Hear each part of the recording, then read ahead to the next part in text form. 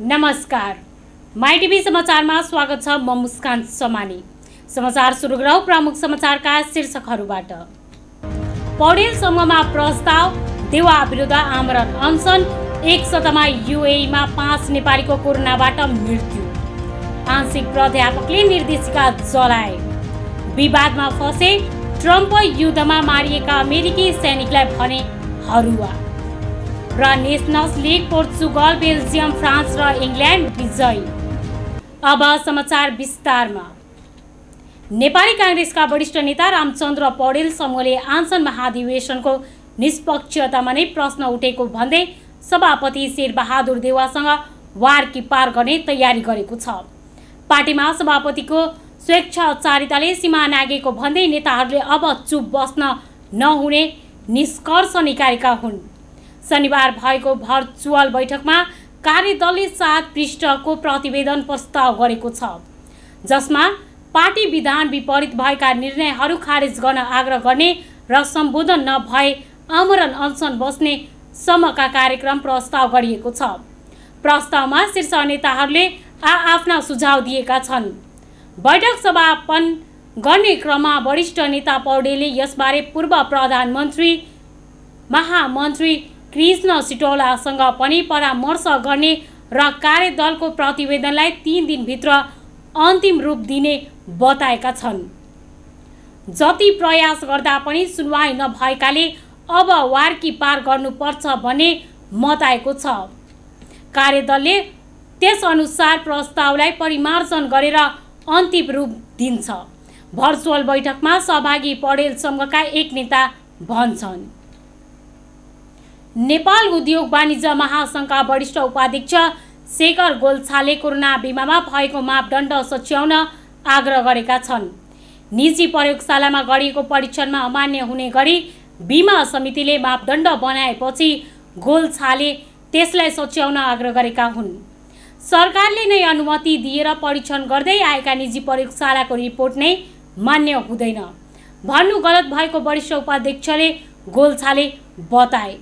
बिमा समितिको यो मापदण्डका कारण सर्वसाधारणहरूले शास्ति पाउने र बिमा प्रतिको विश्वसनीयता पनि घट्ने उनले बताए। उनले सामाजिक सञ्जाल ट्विटरमा नै मापदण्डको विरोध समेत गरेका छन्। निजी प्रयोगशालाको रिपोर्टलाई मान्यता नदिने बिमा समितिको निर्णयले सर्वसाधारणलाई शास्ति हुनुका साथै बिमा प्रतिको विश्वसनीयता पनि घट्छ। उनले ट्विटरमा लेखेका छन्, कम्पनी समिति र सरकारले यस समस्याको तुरुन्त समाधान खोजियोस्। सहकारीले वितरण गर्दै आएको मल स्थानीय तहले वितरण गर्न गत पुसमै मलको ठेक्का लिएर भदौ लाग्दासम्म किसान समक्ष नपुर्याउने 2 वटा ठेकेदार कम्पनीको 5-5 करोड रुपैयाँ धरौटी सरकारले जफत गर्ने भएको छ। यी दुवै कम्पनीलाई कालो सूचीमा राख्नका लागि कृषि मन्त्रालयले सिफारिस गर्ने भएको छ। आइतबार कृषि सामग्री संस्थानको बैठक बसेर दुवै केदारको धरौटी जफत गर्न लागेको स्रोतले बताएको छ। संस्थानले गत पुसमा वर्षायामको मल आपूर्तिका लागि शारदा प्रसाद अधिकारीको सैलुङ कन्स्ट्रक्सन कम्पनी र होमनाथ कोइरालाको होबीको मल्टिपल कम्पनीलाई मल आपूर्तिको ठेक्का दिने निर्णय गरेको थियो। उनीहरूले मल आपूर्ति गर्नुपर्ने अन्तिम डेडलाइन सकिसकेको तर अहिलेसम्म आपूर्ति गर्न नसकेका कारण दुवै कम्पनीलाई कारबाही गर्न लगिएको स्रोतले जनाएको छ। विश्वव्यापी महामारीको रूप लिएको कोरोना भाइरस कोभिड-19 संक्रमणबाट विदेशमा थप 5 जना नेपालीको मृत्यु भएको गैर आवासीय नेपाली संघ एनआरएनएले जनाएको छ। एनआरएनए स्वास्थ्य समितिका संयोजक डाक्टर सजीव सापकोटाका अनुसार यो सता मृत्यु भएका सबै युएईका हुन्। यो सँगै शनिबार साँझसम्म विदेशका विभिन्न 16 देशमा संक्रमणका कारण मृत्यु भएका नेपालीको संख्या 200 पुगेको एनआरएनएले जनाएको छ। स्वास्थ्य समितिका अनुसार यो सता दक्षिण कोरियामा रहेका नेपालीहरूमा पहिलो पटक कोरोना भाइरसको संक्रमण देखिएको छ। जापान, अस्ट्रेलिया, कतार लगायतका देशमा यो सता कोरोना संक्रमण दर सामान्य रूपमा वृद्धि भएको छ। हालसम्म विश्वका 40 देशमा रहेका नेपालीहरू कोरोना भाइरसबाट संक्रमित भएका छन्। हालसम्म नेपाल बाहेक विदेशमा मात्र 34,939 जनामा कोरोना संक्रमण देखिएको छ। 32,979 जना कोरोना संक्रमणबाट मुक्त भएको समितिले जनाएको छ। यो कुल संक्रमित संख्याको 94% हो। वीरगंजको रानीघाट स्थित अशोक बाटिकामा रहेको शमशान घाटमा 3 जना कोरोना संक्रमित भएका व्यक्तिको शवको अन्तिम दाह संस्कार गरिएको छ। घना बस्ती बीचमा कोरोना संक्रमणबाट मृत्यु भएका व्यक्तिहरूको शवका अन्त्येष्टि गर्दा कोरोना भाइरसको संक्रमण जनस्तरमा फैल्न सक्ने भन्दै स्थानीयले विरोध गरे पनि प्रहरी परिचालन गरी स्थानीयलाई तितर बितर गरेर शवको अन्त्येष्टि गरिएको थियो। वीरगंजमा 25 वर्षीय युवकले आफ्नै घरमा झुन्डिएर आत्महत्या गरेका छन्। वीरगंज महानगरपालिका वडा नम्बर 5 रेशमकोटी निवासी 25 वर्षीय विशाल गुप्ताले आफ्नै घरको कोठामा घाँटीमा पासो लगाएर झुन्डिएर आत्महत्या गरेको प्रहरीले जनाएको छ। गुप्ताले यस अगाडि पनि विष सेवन गरी आत्महत्या गर्ने प्रयास गरेको मृतकका परिवारलाई उद्घृत गर्दै सहकर्मी अर्जुन गुप्ताले जानकारी दिनुभएको छ। मृतक युवकको शवको पोस्टमार्टमको लागि नारायणी अस्पताल पठाइएको वडा प्रहरी कार्यालय बिर्ताले जनाएको छ। वीरगंजको ठाकुराम बहुमुखी क्याम्पसमा आंशिक प्राध्यापकले सरकारले जारी गरेको निर्देशिका जलाएको छ। विगत 15 वर्षदेखि क्याम्पसमा प्राध्यापक गर्दै आएका आंशिक प्राध्यापकहरूले आफूहरूलाई स्थायी गरिनुपर्ने माग गर्दै आन्दोलन गर्दै आएका छन्। सरकारले आफूहरूको माग पूरा गर्न पटक पटक सम्झौता गरे पनि लागू नगरी पछिल्लो पटक सरकारले जारी गरेको निर्देशिकाले आफूहरूको मागको सम्बोधन नगरेको भन्दै विरोधमा निर्देशिका जलाएको आंशिक प्राध्यापक रुदल ठाकुरले बताउनु भएको छ। ठाकुरले क्याम्पस खुलेपछि कडा आन्दोलन गरिने पनि बताउनु भएको छ। वीरगंजको नारायणी अस्पतालमा गरिएको पीसीआर परीक्षणमा 26 जना थप कोरोना संक्रमित फेला परेका छन्। संक्रमित मध्ये 24 जना पर्सा र 2 जना बाराका रहेका छन्। सशस्त्र प्रहरी नेभिल ब्याङ्कका कर्मचारी समेत संक्रमित भेटिएको नारायणी अस्पतालका प्रवक्ता डाक्टर अतुलेश चौरसियाले जानकारी दिनुभएको छ। रौतहट जिल्लामा कोरोना भाइरस संक्रमित हुनेको दर बढ्दै गएपछि निषेधाज्ञा आगामी भदौ मसान्तसम्मको लागि थप गरिएको छ। जिल्ला प्रशासन कार्यालय रौतहटले भदौ 14 गते जारी गरेको निषेधाज्ञा एक सप्ताहको लागि थप गरिएको हो। कोरोना भाइरस संक्रमणमा कमी नआएको कारण निषेधाज्ञाको अवधि थप गरिएको जिल्ला प्रशासन कार्यालय रौतहटले जनाएको छ। वाणिज्य आपूर्ति तथा उपभोक्ता संरक्षण कार्यालय पर्साको निरीक्षक अधिकृत जित बहादुर भण्डारीको नेतृत्वमा जिल्ला प्रशासन कार्यालय पर्सा र जिल्ला प्रहरी कार्यालय पर्साको प्रतिनिधि सहितको संयुक्त टोलीले बजार अनुगमन गरेको छ। बजार अनुगमन गर्दा व्यापारीहरूले मनपरी उपभोक्तासँग रकम वसुल गरेको बिल बिजक नभएको पसललाई उपभोक्ता संरक्षण ऐन बमोजिम जरिवाना गरिएको छ। जरिवाना गरिएका पसलहरू new Santosh general stores, new Hariom kirana पसल, Jai paan masala centre, Sumitra traders and suppliers जरिवाना गरिएको सूचना अधिकारी दिलीप खङ्गले जानकारी दिनुभएको छ। भरतपुरमा रहेको चितवन मेडिकल कलेज सीएमसीको शिक्षण अस्पतालमा उपचार गराइरहेका 1 जना संक्रमितको आइतबार बिहान निधन भएको छ। अस्पतालले निकालेको सूचना अनुसार भरतपुर महानगरपालिका 15 का ती व्यक्ति छातीमा समस्या भएका कारण भदौ 12 गते अस्पताल भर्ना भएका थिए। परीक्षण गर्दा भोलिपल्ट उनमा कोरोना संक्रमण पुष्टि भएको थियो। संक्रमण पुष्टि भएका उनको एक्युट रेस्पिरेटरी फेलियर भई निधन भएको अस्पतालका निर्देशक डाक्टर दयाराम लाम्साले बताए।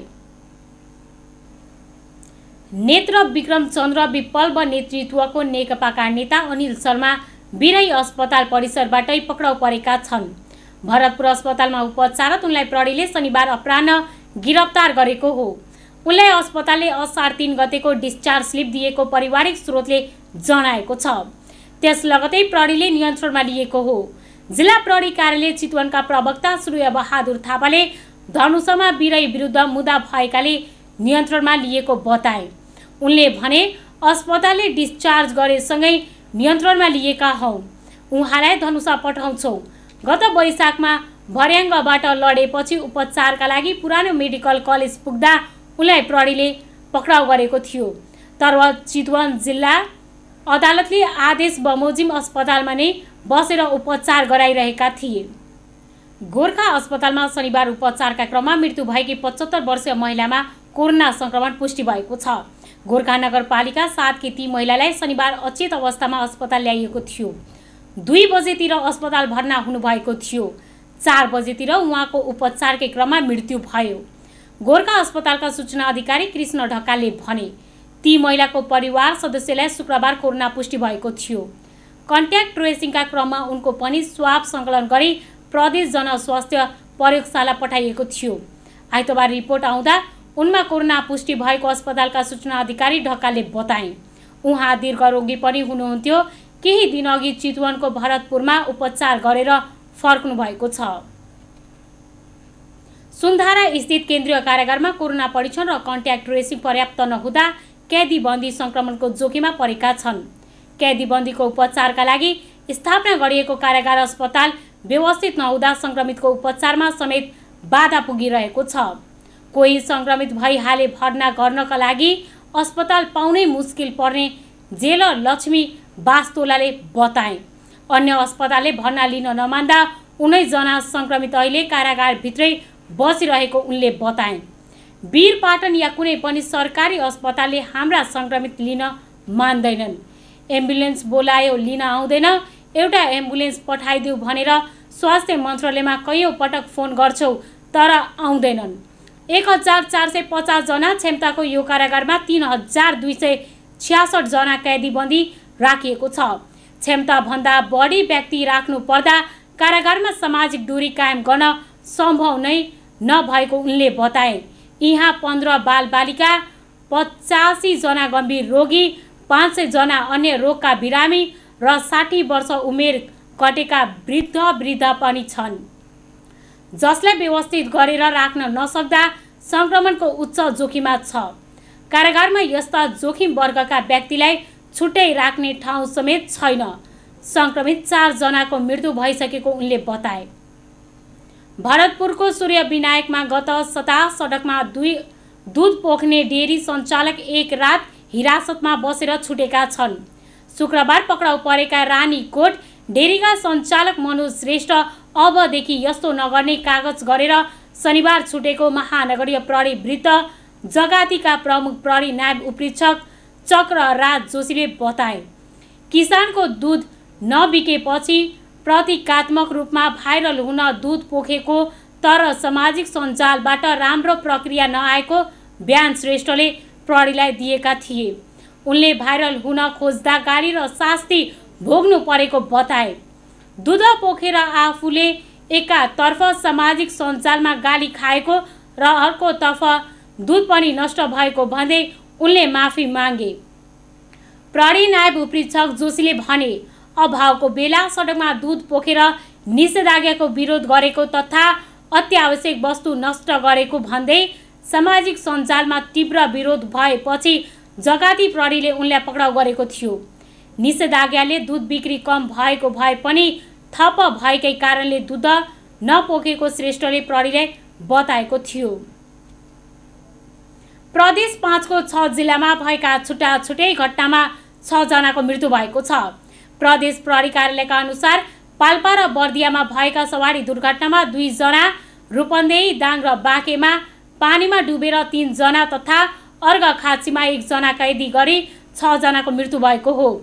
अर्घखाँची कारागारका 46 वर्षीय कैदी विजय पाण्डेको मृत्यु भएको छ। चोरी मुद्दामा कैद सजाय भुक्तान गरिरहेका उनको शरीर 81 सुनिएर उपचारको लागि लुम्बिनी प्रादेशिक अस्पताल बुटवलमा ल्याइएकोमा आइतबार बिहान मृत्यु भएको प्रदेश प्रहरी कार्यालय दाङका प्रवक्ता प्रहरी वरिष्ठ उपरीक्षक राजकुमार बेदवारले जानकारी दिए। नेपाल आयल निगमको ठानको डिपो प्रवेश गर्ने मोडमा डिजेल बोकेको ट्याङ्कर दुर्घटनामा परेको छ। रक्सौलबाट काठमाडौँ आइरहेको ट्याङ्कर मूल्य सडकबाट मोडिएर डिपोतर्फ जान लाग्दा चिप्लिएर खेतमा खसेको निगमको थानको डिपोले जनाएको छ। 20,000 लिटर डिजेल बोकेको ना 7ख739 नम्बरको ट्याङ्कर केही बेर अघि दुर्घटनामा परेको डिपो प्रमुख प्रदीप कुमार यादवले जानकारी दिए। खेतमा पल्टिएको ट्याङ्करमा रहेका चालक दलका सदस्य सकुशल रहेको र 3000 लिटर तेल पोखिएको यादवले बताए। विराटनगरमा एक महिलाभित्र एकै परिवारका 3 जनाको मृत्यु भएको छ। 3 मध्ये 2 जनाको कोरोना संक्रमणका कारण र 1 जनाको काल गतिले मृत्यु भएको हो। विराटनगर महानगरपालिकाका 11 मा श्रेष्ठ थरका 70 वर्ष वृद्धको 23 भदौमा काल गतिले मृत्यु भएको थियो। 9 भदौ र 20 भदौमा वृद्धका 40 र 43 वर्ष छोरीको मृत्यु भयो। वृद्धको मृत्यु पश्चात कोरोना नेगेटिभ देखिएको थियो। उनका 2 छोरीको मृत्यु भने कोरोना संक्रमणको कारण भएको हो। बुबामा पहिला पनि रोगी थियो तर छोरीहरूमा गम्भीर रोग थिएन। विराटनगर 11 वडाका अध्यक्ष तिथेन्द्र न्युपानेले भने 1 महिना नबितेकै एकै घरका 3 जनाको मृत्यु भयो। उनका अनुसार मृतक परिवारका अन्य 7 जना आफन्तलाई पनि कोरोना संक्रमण देखिएको छ। वृद्धको मृत्यु भएको 20 दिनपछि 9 भदौमा 40 वर्ष कान्छी छोरीको विराट मेडिकल कलेजमा मृत्यु भयो। कान्छी छोरीको मृत्यु भएको 10 दिनपछि शुक्रबार राति 43 वर्ष जेठी छोरीको बीपी कोइराला स्वास्थ्य विज्ञान प्रतिष्ठान धरानमा मृत्यु भएको हो। गण्डकी प्रदेश प्रहरी कार्यालय पोखराका एक उच्च प्रहरी अधिकृतमा कोरोना भाइरसको संक्रमण पुष्टि भएको छ। बिहिबार गरिएको परीक्षणमा प्रदेश प्रहरी कार्यालयका 2 जनामा संक्रमण पुष्टि भएको प्रदेश प्रहरी कार्यालयकी एसएसपी किरण राणाले बताइन्। तर संक्रमित व्यक्तिबारे भने खुलाइनन्।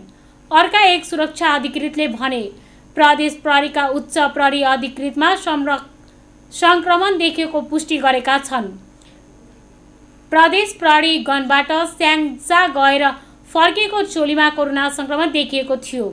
त्यसपछि प्रदेश प्रहरी कार्यालयमा कन्ट्याक्ट ट्रेसिङ गरेर परीक्षण गरिएको प्रहरीले जनाएको छ। ललितपुरका प्रमुख जिल्ला अधिकारी नारायण प्रसाद भट्टले काठमाडौँ उपत्यकामा दशैंसम्म निषेधाज्ञा जारी राख्नुपर्ने बताएका छन्। उपत्यकाका 3 जिल्लाका प्रमुख जिल्ला अधिकारीहरूले 4 भदौबाट निषेधाज्ञा जारी गरेका छन्। भदौ 17 गतेदेखि केही खुकुलो बनाएर थप गरिएको निषेधाज्ञा 24 गते सकिनेछ। प्रतिनिधि सभाको शिक्षा समिति अन्तर्गतको उपसमितिमा आइतबार भएको बैठकमा प्रज्य भट्टले केही सहजीकरण गरेर निषेधाज्ञा दशैंसम्म राख्नुपर्ने धारणा राखेका छन्। तीजको बेलामा निषेधाज्ञा गरेकै कारण कोरोना संक्रमण धेरै फैलिन नपाएको उनले बताए। आदेश जारी नभएको भए व्यापक भएर जान्थ्यो होला भन्ने अनुमान गर्न सकिन्छ। उनले भने दशैं आउँदैछ, केही सहजीकरण गरेर भए पनि यसलाई दशैंसम्म राख्नुपर्छ होला। ललितपुरमा कोरोना संक्रमितको आइसोलेसन तथा क्वारेन्टाइनको समस्या नभएको प्रज्य भट्टले बताए। कोरोना संक्रमणबाट मृत्यु भएकाहरूको सब व्यवस्थापनमा भने समस्या आउन सक्ने उनले अनुमान गरे। अब अन्तर्राष्ट्रिय खबर। अमेरिकी राष्ट्रपति पदको चुनाव नजिकेको बेला डोनाल्ड ट्रम्प गम्भीर विवादमा फँसेका छन्।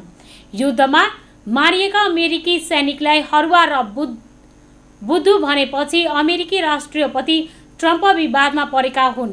ट्रम्पको यो अभिव्यक्ति सम्बन्धी समाचार सबैभन्दा पहिले द एटलान्टिक पत्रिकाले छापेको थियो।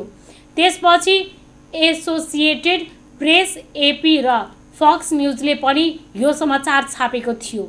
समाचार सार्वजनिक भएपछि अमेरिकी सेनाका पूर्व सैनिकहरूले ट्रम्पको आलोचना गरेका छन्। प्रगतिशील समूह बोटबेक्सले एक भिडियो पोस्ट गरेको छ जसमा युद्धमा आफन्त गुमाएका परिवारहरूको प्रक्रिया छ। एकजनाले ट्रम्पलाई भनेका छन्, तपाईलाई के थाहा बलिदान के हुन्छ भन्ने कुरा। यद्यपि अमेरिकी राष्ट्रपति ट्रम्प र उनका सहयोगीहरूले त्यस्तो अभिव्यक्ति नदिएको भनेर खण्डन गर्दै आएका छन्। तर विश्लेषकहरूले यो विवादका कारण ट्रम्पलाई राष्ट्रियता दोहोरिन समस्या हुने बताएका छन्।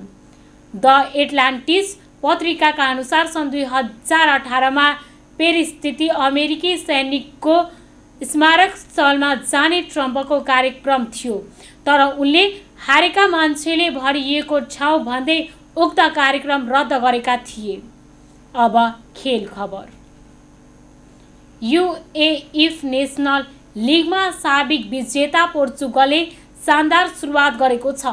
पोर्चुगलसँगै फ्रान्स, बेल्जियम र इङ्ल्यान्डले पनि विजयी सुरुवात गरेका छन्। लिग ए को समूह 3 मा पोर्चुगल विश्वकप उपविजेता क्रोएसियाले 4-1 ले पराजित गरेको छ। स्टार खेलाडी क्रिस्टियानो रोनाल्डो बिनै खेलेको पोर्चुगलका लागि जाओ क्यान्सेले, डिएगो जोटा, जाओ फेलिक्स र आन्द्रे सिल्भाले गोल गरे। क्रोएसियाका लागि बरुनो पेटकभिकले 1 गोल फर्काए। अर्को खेलमा विश्वकप विजेता फ्रान्सले स्विडेनलाई 1-0 ले पराजित गरेको छ। फ्रान्सको लागि किलियन एम्बाप्पेले 1 गोल गरे। नटोनी ग्रिजमन भने पेनाल्टीमा गोल गर्न चुके। यसैगरी लिग 1 को समूह 2 अन्तर्गत खेलमा बेल्जियमले डेनमार्कलाई 2-0 ले पराजित गरेको छ। बेल्जियमका लागि जासोन डेनाय र ड्राइभ मर्टेन्सले 1-1 गोल गरे। यही समूहको अर्को खेलमा इङ्ल्यान्डले आइसल्यान्डलाई 1-0 ले हरायो। इङ्ल्यान्डको जितमा खेलेको अन्त्यतिर रहिम स्टर्लिङले पेनाल्टीमा गोल गरे। इन्जुरी टाइममा आइसल्यान्डले पनि पेनाल्टी पाए पनि बिर्कीले गोल गर्ने सकेनन्। दुवै टोलीले 10 खेलाडीमा रहेर खेल सकाएका थिए। इङ्ल्यान्डका काइल बाल्कर र आइसल्यान्डका इङ्गासन रातो दोहोरो पहेँलो कार्ड पाउँदै मैदान बाहिरिएका थिए। समाचारको अन्त्यमा प्रमुख समाचारका शीर्षकहरू पुनः एक पटक। पौडेल समूहमा प्रस्ताव, देवा विरुद्ध आमरण अनसन, एक सतमा युएईमा 5 नेपालीको कोरोनाबाट मृत्यु। आंशिक प्राध्यापकले निर्देशिका जलाए। विवादमा फँसे ट्रम्प, युद्धमा मारिएका अमेरिकी सैनिकलाई भने हरुवा। र nationals league Portugal, Belgium, France र इङ्ल्यान्ड विजयी। माई टिभी समाचार अहिलेलाई यति नै। अर्को समाचारको साथमा पुनः उपस्थित हुने नै छौँ। तबसम्मका लागि समाचारका सम्पूर्ण युनिटसँगै म मुस्कान समानी पनि बिदा चाहन्छु। सञ्चार जगतको सहयात्री माई टिभी हेर्दै रहनुहोला। नमस्कार।